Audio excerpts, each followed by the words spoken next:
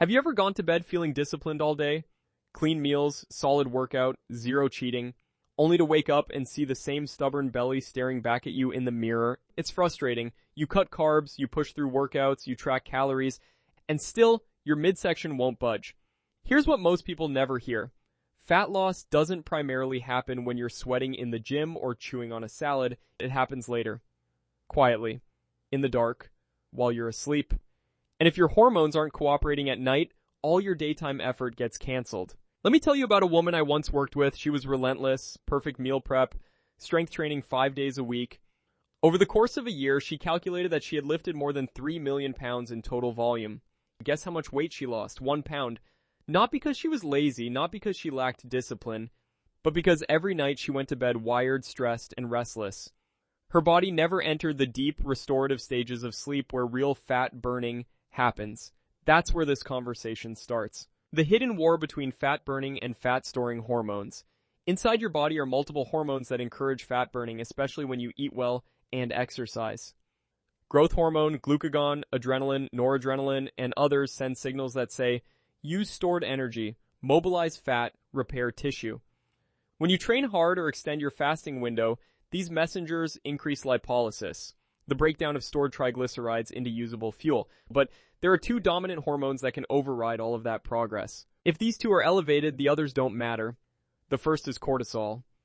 Cortisol is produced by your adrenal glands and follows a natural circadian rhythm. It's supposed to be highest in the early morning to help you wake up and gradually decline throughout the day. By evening, it should be tapering down so your body can transition into recovery mode. Cortisol isn't bad. In short bursts, it's life-saving. It mobilizes energy, sharpens focus, and helps you respond to threats. The problem is chronic elevation, when deadlines, notifications, financial pressure, lack of sleep, and even overtraining keep the stress response partially switched on. Here's what elevated nighttime cortisol actually does metabolically. It signals the liver to release glucose into the bloodstream. It can stimulate gluconeogenesis, converting protein, sometimes from muscle tissue, into sugar. It increases central fat storage, particularly around the abdomen, because visceral fat tissue has a higher density of cortisol receptors. Your sleep isn't just on or off, it moves in structured cycles of approximately 90 minutes. You move from light sleep into deeper slow-wave delta sleep and later into REM. Slow-wave sleep is where growth hormone peaks, tissue repair accelerates, and fat metabolism is optimized. Under normal conditions, cortisol gradually drops in the evening and reaches one of its lowest points in the middle of the night, around 2 a.m. That drop creates a metabolic window where growth hormone can rise, insulin sensitivity improves, and stored fat becomes more accessible as fuel. But if you go to bed stressed, scrolling, solving problems in your head, replaying conversations, or worrying about tomorrow, cortisol remains elevated. And when cortisol is high at night, growth hormone release is blunted, blood sugar remains unstable, deep sleep becomes fragmented, fat burning is suppressed, especially around the midsection. Now let's talk about the second hormone, insulin. Insulin is essential for life. It allows glucose to enter cells. But metabolically, insulin is also a storage hormone. When insulin is elevated, your body shifts into store mode. Lipolysis slows down because insulin directly inhibits the enzymes responsible for releasing fat from fat cells. If insulin is consistently high, whether from frequent snacking, refined carbohydrates, late-night eating, or stress-induced glucose spikes, your body has difficulty accessing stored fat no matter how hard you train. Here's where the two hormones interact. High cortisol can raise blood sugar by increasing hepatic glucose output. When blood sugar rises, insulin follows to manage it, so stress can indirectly increase insulin, and elevated insulin further blocks fat burning. Stress raises cortisol, cortisol raises blood sugar raises insulin, fat burning shuts down. Now layer in poor sleep. Sleep deprivation increases ghrelin, your hunger hormone, and decreases leptin, your satiety hormone. The next day, cravings intensify, especially for quick carbohydrates. Blood sugar fluctuates more dramatically, insulin spikes become more frequent, and people blame lack of willpower. But willpower doesn't override physiology. When your nervous system perceives threat, your metabolism prioritizes survival, not aesthetics. So instead of fighting yourself harder, the smarter strategy is to reduce the hormonal interference, lower nighttime cortisol, improve insulin sensitivity, protect deep sleep. That's where the simple nighttime drink and the supporting habits around it come in. The 1 cup before bed. About 60 minutes before sleep, brew a cup of lemon balm tea. Timing matters here. You don't want to drink it right as your head hits the pillow. Give your body about an hour. That window allows the nervous system to gradually downshift instead of slamming on the brakes. Lemon balm is a gentle herb that has been traditionally used for calming the nervous system. One of its key compounds, rosmarinic acid, supports the activity of GABA, a neurotransmitter that helps quiet the brain and reduce the fight-or-flight response. You're guiding your system into a parasympathetic state, the rest and repair branch of your nervous system. When GABA signaling is adequate, neuronal firing slows down, your heart rate eases, muscle tension decreases, the constant background hum of mental chatter begins to fade. When GABA activity increases, your nervous system shifts out of stress mode, your breathing slows, your thoughts soften, your body prepares for sleep. That shift is critical for lowering evening cortisol and allowing melatonin to rise naturally. There's also evidence that lemon balm may help reduce mild anxiety and improve sleep quality, particularly in people who feel mentally overstimulated at night. For someone who lies down exhausted but mentally wired, that gentle calming effect can make the difference between fragmented sleep and deep, restorative cycles. Now, if you want to strengthen the effect, add magnesium glycinate powder to the tea. Magnesium plays a role in more than 300 enzymatic reactions in the body. It regulates muscle contraction, nerve transmission, blood sugar balance, and even the stress response itself. Under chronic stress, magnesium is depleted more rapidly because stress hormones increase urinary magnesium loss. Magnesium also influences the hypothalamic pituitary adrenal HPA axis, the central stress control system. Adequate magnesium levels are associated with better regulation of cortisol and improved insulin sensitivity. Low magnesium can show up as tight muscles, nighttime cramps, restless sleep, frequent waking, feeling tired but wired, increased sensitivity to stress. Magnesium glycinate is one of the gentler forms and is commonly used in the evening because it supports relaxation without acting like a harsh laxative. The glycine component itself has calming properties and may further support sleep quality. When you combine lemon balm and magnesium, you're sending multiple calming signals at once. For increased GABA tone, relax skeletal muscle, support stable blood sugar, quiet the stress response, encourage parasympathetic dominance. The message to your body becomes clear. It's safe. You can power down now. And when cortisol lowers at night and deep sleep improves, growth hormone pulses more effectively, insulin sensitivity improves, and your body can finally access stored fat during slow-wave sleep, the window where real metabolic repair happens. The full nighttime plan. Now let's zoom out. The tea is powerful, but it works best inside a structured evening routine. Think of this as stacking small metabolic advantages that compound overnight. Stop snacking at night. Every time you eat, insulin rises. Even small bites count. Insulin doesn't just spike with large meals.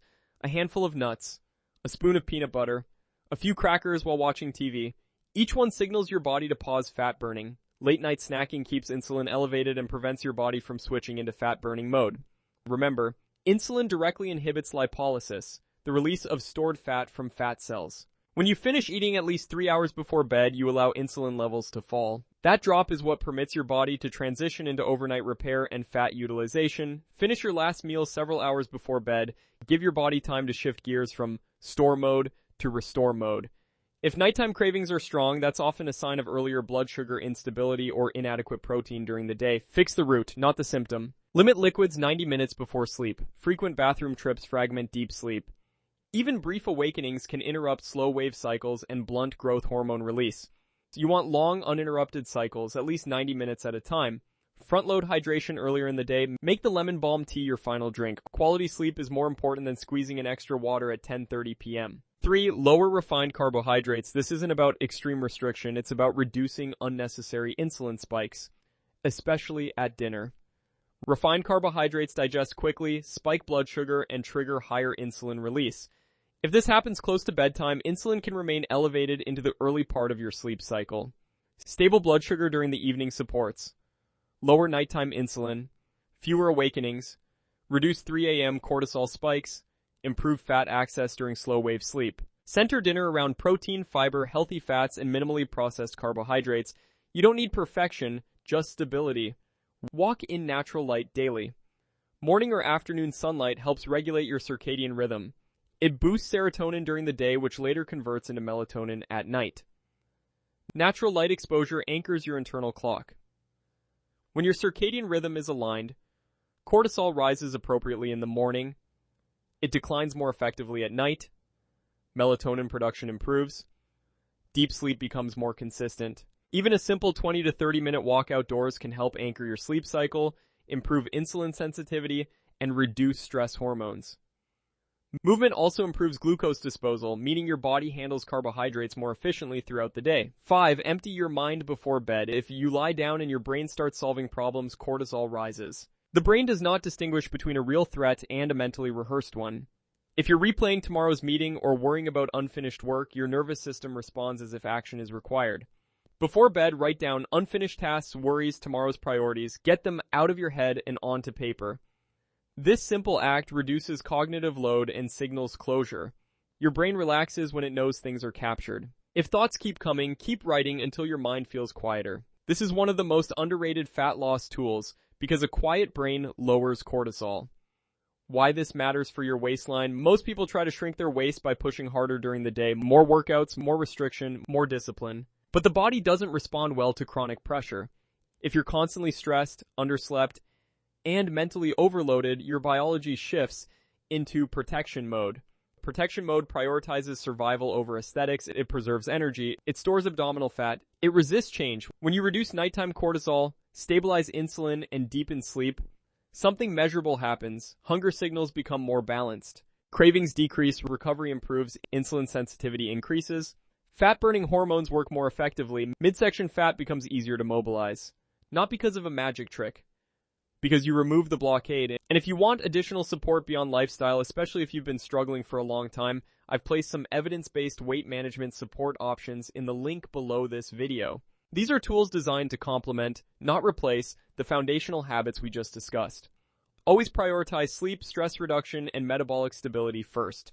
Supplements and structured programs work best when the hormonal environment is already improving. If you're serious about optimizing results, check the link in the description and see which option aligns with your goals. Remember the woman who trained relentlessly and lost 1 pound? When she improved her sleep and reduced overtraining, her body finally responded. She didn't need more effort. She needed hormonal permission. A final thought: you can't out-train high cortisol, you can't out-discipline chronic stress, and you can't expect your waistline to shrink if your body never enters deep restorative sleep. But you can create the right conditions: 1 calming cup before bed, a quiet nervous system, lower insulin at night, consistent sleep cycles. That's when your body does the real work. Try it consistently, not once, not twice, but for a few weeks. Let your system recalibrate, because sometimes the breakthrough isn't about doing more. It's about allowing your body to finally switch off the stress signal and do what it was designed to do. With that said, thanks for watching, and until next time.